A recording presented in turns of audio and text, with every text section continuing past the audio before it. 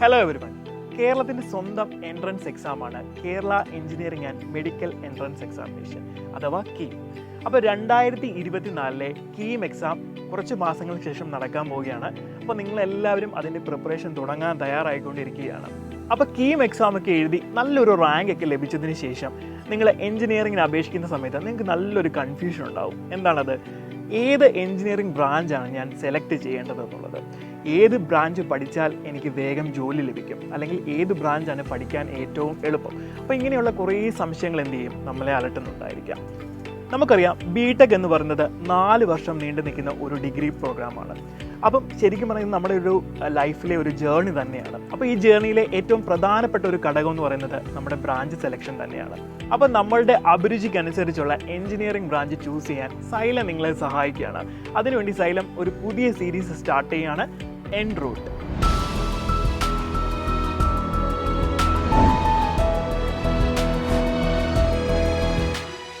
അപ്പം എൻ റൂട്ടിൻ്റെ ആദ്യത്തെ എപ്പിസോഡിലേക്ക് എല്ലാവർക്കും സ്വാഗതം.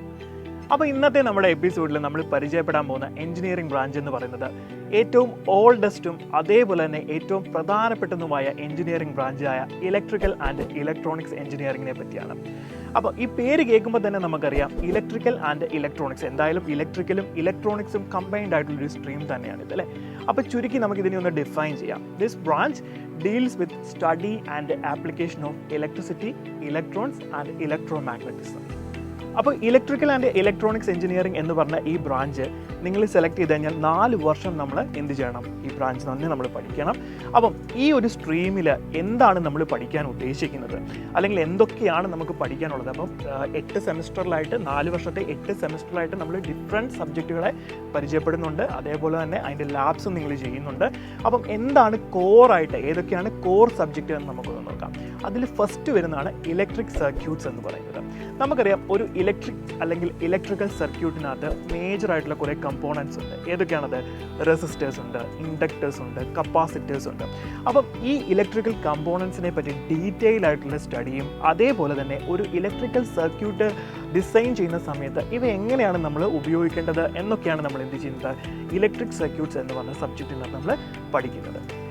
രണ്ടാമതായിട്ട് മെയിനായിട്ട് വരുന്നതാണ് പവർ സിസ്റ്റം എന്ന് പറയുന്നത്. നമുക്കറിയാം വീട്ടിലൊരു സ്വിച്ച് ഇട്ട് കഴിഞ്ഞാൽ ലൈറ്റ് കത്തും, അല്ലെങ്കിൽ ഫാൻ കറങ്ങും.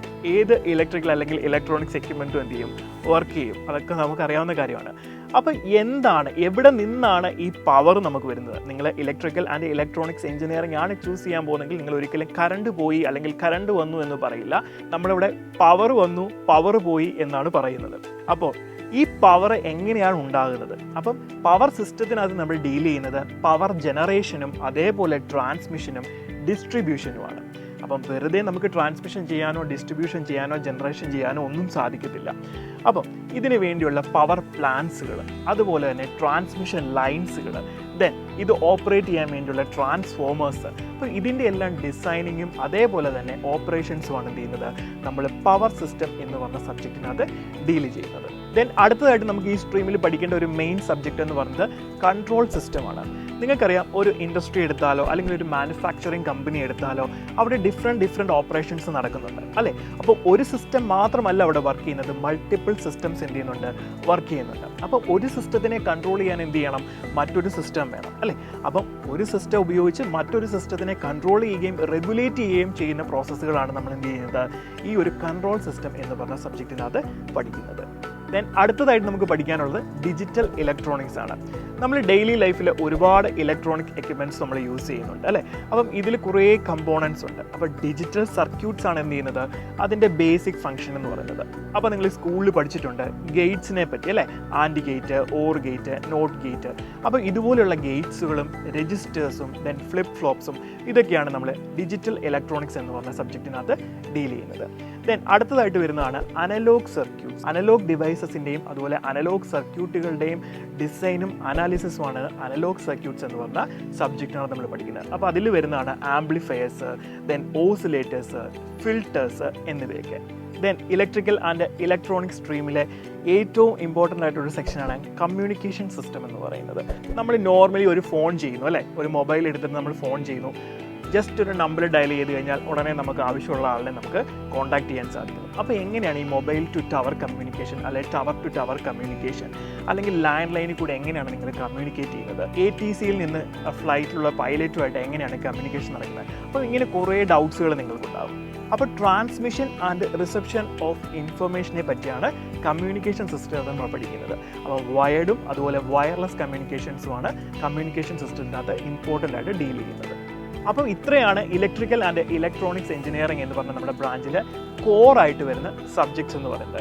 ഇനിയും ഉണ്ട് സബ്ജക്റ്റുകൾ, കമ്പ്യൂട്ടറുമായിട്ട് റിലേറ്റ് ചെയ്ത് കുറേ സബ്ജക്റ്റുകളുണ്ട്. അതായത് കമ്പ്യൂട്ടർ പ്രോഗ്രാമിംഗ് ഉണ്ടാകാം, ദെൻ കമ്പ്യൂട്ടർ ഹാർഡ്വെയറിനെ നമ്മൾ പഠിക്കുന്ന മൈക്രോ പ്രോസസ്സേഴ്സ്, മൈക്രോ കൺട്രോളേഴ്സ് തുടങ്ങിയ സബ്ജക്റ്റുകൾ എന്ത് ചെയ്യുന്നുണ്ട് ഈ ബ്രാഞ്ചിനകത്ത് ഇൻക്ലൂഡഡ് ആയിട്ടുണ്ട്. ദെൻ കോഴ്സിനെ പറ്റിയുള്ള കാര്യങ്ങളൊക്കെ ഏകദേശം മനസ്സിലായി. ഇനി ഈ കോഴ്സ് പഠിച്ചതുകൊണ്ടുള്ള ഗുണം എന്താണ്, നമ്മുടെ കരിയർ സാധ്യതകൾ എന്തൊക്കെയാണെന്ന് നമുക്കൊന്ന് നോക്കാം.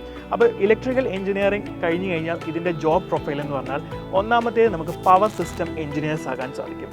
പവർ സിസ്റ്റം എഞ്ചിനീയേഴ്സ് എന്ന് പറഞ്ഞാൽ മുമ്പേ പറഞ്ഞ പോലെ ജനറേഷനും ഡിസ്ട്രിബ്യൂഷനും ട്രാൻസ്മിഷനും ഒക്കെ നടക്കണമെങ്കിൽ പവർ പ്ലാന്റ്സുകൾ നമുക്ക് ഉണ്ടാവണം അല്ലേ. അപ്പം ഈ പവർ പ്ലാന്റ്സിൻ്റെ ഒക്കെ ഡിസൈനിങ്ങും അതേപോലെ തന്നെ അതിൻ്റെ മെയിൻ്റനൻസും ഒക്കെയാണ് പവർ സിസ്റ്റം എഞ്ചിനീയേഴ്സ് ഹാൻഡിൽ ചെയ്യുന്നത്. നിങ്ങൾ റിന്യൂവബിൾ എനർജി സോഴ്സിനെ പറ്റി കേട്ടിട്ടുണ്ടോ? Solar energy, wind energy. അപ്പം സോളാർ പാനലുകളുടെ ഡിസൈന്, അതേപോലെ തന്നെ വിൻഡ് ടർബൈൻസിൻ്റെ ഡിസൈൻസ്, ഇതെല്ലാം എന്ത് ചെയ്യുന്നുണ്ട് പവർ സിസ്റ്റം എഞ്ചിനീയേഴ്സ് എന്ന് പറഞ്ഞ പോസ്റ്റിലുള്ളവർ ഹാൻഡിൽ ചെയ്യുന്നുണ്ട്. അടുത്തതായിട്ട് കൺട്രോൾ സിസ്റ്റം എഞ്ചിനീയേഴ്സ്. നിങ്ങളൊരു ഇൻഡസ്ട്രിയിലോ അല്ലെങ്കിൽ ഒരു മാനുഫാക്ചറിങ് കമ്പനിയിലോ പോയി കഴിഞ്ഞാൽ എല്ലാം ഓട്ടോമേറ്റഡ് ആയിട്ടുള്ള കാര്യങ്ങളാണ് അവിടെ നടക്കുന്നത് അല്ലേ. അപ്പം ഓട്ടോമേഷൻ അഥവാ റോബോട്ടിക്സ് എഞ്ചിനീയേഴ്സ്. അപ്പം ഈ ഇൻഡസ്ട്രീസിലെ ഏറ്റവും കൂടുതൽ ആവശ്യമുള്ള എഞ്ചിനീയേഴ്സാണ് കൺട്രോൾ സിസ്റ്റം എഞ്ചിനീയേഴ്സ് എന്ന് പറയുന്നത്. ഈ റോബോട്ടുകൾ ഫംഗ്ഷൻ ചെയ്യുന്നുണ്ടെങ്കിൽ നമ്മൾ എന്ത് ചെയ്യണം, പ്രോഗ്രാംസ് ചെയ്യേണ്ട ആവശ്യം വരുന്നുണ്ട്. അപ്പോൾ ഈ ഓട്ടോമേഷനിൽ PLC എന്ന് പറഞ്ഞൊരു ഡിവൈസ് ഉണ്ട്, അതായത് പ്രോഗ്രാമബിൾ ലോജിക് കൺട്രോൾ. അപ്പോൾ ഇതിൽ പ്രോഗ്രാം ചെയ്യണമെങ്കിൽ എഞ്ചിനീയേഴ്സിൻ്റെ ആവശ്യമുണ്ട്. അപ്പോൾ കൺട്രോൾ സിസ്റ്റം എഞ്ചിനീയേഴ്സ് എന്ന് പറയുന്നത് ഇത്തരം കാര്യങ്ങൾ ഡീൽ ചെയ്യുന്ന ആൾക്കാരാണ്. Then electrical and electronics engineering പഠിച്ചു കഴിഞ്ഞാൽ ഇലക്ട്രിക്കൽ എഞ്ചിനീയർ തന്നെ ആവണം എന്നില്ല, ഇലക്ട്രോണിക്സ് എഞ്ചിനീയറും നമുക്ക് ആവാം. നിങ്ങൾക്കറിയാം ഫോൺ അല്ലേ, നമ്മൾ യൂസ് ചെയ്യുന്ന മൊബൈൽ ഫോൺസുകൾ, അതേപോലെ തന്നെ ഏത് ഇലക്ട്രോണിക് എക്യുപ്മെൻറ്റ്സും, കമ്പ്യൂട്ടേഴ്സ് ആയിക്കോട്ടെ, ലാപ്ടോപ്സ് ആയിക്കോട്ടെ, എന്തും ആയിക്കോട്ടെ, അപ്പോൾ ഇതിൻ്റെ എല്ലാം ഡിസൈനിങ് എന്ത് ചെയ്യുന്നുണ്ട് നമുക്ക് ചെയ്യാൻ പറ്റുന്നതാണ്. അപ്പം ഇലക്ട്രോണിക്സ് എഞ്ചിനീയർ എന്ന് പറഞ്ഞൊരു പോസ്റ്റും ഉണ്ട്, അതിലേക്കും നമുക്ക് പ്രവേശിക്കാൻ സാധിക്കും. അടുത്തായി വരുന്നത് കമ്മ്യൂണിക്കേഷൻ എഞ്ചിനീയേഴ്സ്. കമ്മ്യൂണിക്കേഷൻ മേഖലയിൽ എന്ത് ചെയ്യാൻ പറ്റും, നമുക്ക് വർക്ക് ചെയ്യാൻ പറ്റും. ദെൻ വരുന്നത് കമ്പ്യൂട്ടർ ഹാർഡ്വെയർ എഞ്ചിനീയേഴ്സ്. ഇപ്പോൾ പറഞ്ഞ പോലെ micro processors, micro controllers, then കമ്പ്യൂട്ടറിൻ്റെ ഹാർഡ്വെയർ ഡിസൈനിലും നമുക്ക് എന്ത് ചെയ്യാം, ജോലി ചെയ്യാനായിട്ട് സാധിക്കും. ഇതുകൂടാതെ സെൻട്രൽ ഗവൺമെൻറ്റിലും നമുക്ക് ഒരുപാട് ജോലി സാധ്യതകളുണ്ട്. ഉദാഹരണം പറഞ്ഞു കഴിഞ്ഞാൽ നമ്മുടെ ഇന്ത്യയിലെ ഏറ്റവും വലിയ ട്രാൻസ്പോർട്ടേഷൻ ശൃംഖലയാണ് നമ്മുടെ ഇന്ത്യൻ റെയിൽവേ എന്ന് പറയുന്നത്. ഇന്ത്യൻ റെയിൽവേയിൽ ധാരാളം ഇലക്ട്രിക്കൽ എഞ്ചിനീയറിംഗ് പോസ്റ്റുകളുണ്ട്. ഇവയിലേക്കൊക്കെ നമുക്ക് ഈ കോഴ്സ് പഠിച്ചതിന് ശേഷം സെൻട്രൽ ഗവൺമെൻറ് എക്സാം എഴുതി നമുക്ക് പ്രവേശിക്കാൻ സാധിക്കുന്നതാണ്. ദെൻ അതേപോലെ തന്നെ NTPC, national thermal power corporation എന്ന് പറയുന്നത്. ദെൻ HAL ഉണ്ട്, ഹിന്ദുസ്ഥാൻ എയ്റോനോട്ടിക് ലിമിറ്റഡ്. ദെൻ അതേപോലെ തന്നെ ഇന്ത്യൻ ആർമിയിലും ഇന്ത്യൻ നേവിയിലും ഇവയിലെല്ലാം നമുക്ക് ഇലക്ട്രിക്കൽ എഞ്ചിനീയറിംഗ് പോസ്റ്റുകളുണ്ട്. അപ്പം ഈ ഒരു കോഴ്സ് പഠിക്കുന്നതോടെ നമുക്ക് സെൻട്രൽ ഗവൺമെൻറ് എംപ്ലോയി ആയി മാറാനും ഒരു ബുദ്ധിമുട്ടുമില്ല. ഇനി നിങ്ങൾക്ക് വിദേശത്താണ് ജോലി ചെയ്യണം എന്ന് വെച്ച് കഴിഞ്ഞാൽ മാസ്റ്റേഴ്സ് ഡിഗ്രി പഠിച്ചതിന് ശേഷം നിങ്ങൾക്ക് വിദേശ രാജ്യങ്ങളിലും ധാരാളം കോർ കമ്പനികളുണ്ട്, ഇവിടെയെല്ലാം നമുക്ക് ജോലി ചെയ്യാൻ സാധിക്കുന്നതാണ്. അപ്പം ഇലക്ട്രിക്കൽ ആൻഡ് ഇലക്ട്രോണിക്സ് എഞ്ചിനീയറിംഗ് എന്ന് പറയുന്ന ഒരു സ്ട്രീമിൻ്റെ ജോലി സാധ്യത എന്ന് പറഞ്ഞാൽ അനന്തമാണ്. നമ്മൾ ഹാർഡ് വർക്ക് ചെയ്യുന്നതിലൂടെ ഈ പൊസിഷനിലെല്ലാം നമുക്ക് എത്തിച്ചേരാൻ സാധിക്കും. അപ്പോൾ കീം എൻട്രൻസ് എഴുതി നിങ്ങൾ എഞ്ചിനീയറിംഗിന് പ്രവേശിക്കാൻ ആഗ്രഹിക്കുന്നുവെങ്കിൽ കേരളത്തിലെ ഓൾമോസ്റ്റ് എല്ലാ ഗവൺമെൻറ് എഞ്ചിനീയറിംഗ് കോളേജിലും ഇലക്ട്രിക്കൽ ആൻഡ് ഇലക്ട്രോണിക്സ് എഞ്ചിനീയറിംഗ് എന്ന് പറഞ്ഞ സ്ട്രീം അവൈലബിൾ ആണ്. അപ്പം നല്ല കോളേജ് ചൂസ് ചെയ്ത് നിങ്ങൾക്ക് അത് പഠിക്കാവുന്നതാണ്. ജോലി സാധ്യതകളുണ്ട്. അപ്പം അതിന് എന്തൊക്കെയാണ് പഠിക്കേണ്ടതും ഏതൊക്കെ സബ്ജക്റ്റാണ് അതിൽ മെയിനായിട്ട് ഇൻക്ലൂഡ് ആയിരിക്കുന്നത് എന്നുള്ളതെല്ലാം നമ്മൾ ഡീറ്റെയിൽ ആയിട്ട് കണ്ടു കഴിഞ്ഞിട്ടുണ്ട്.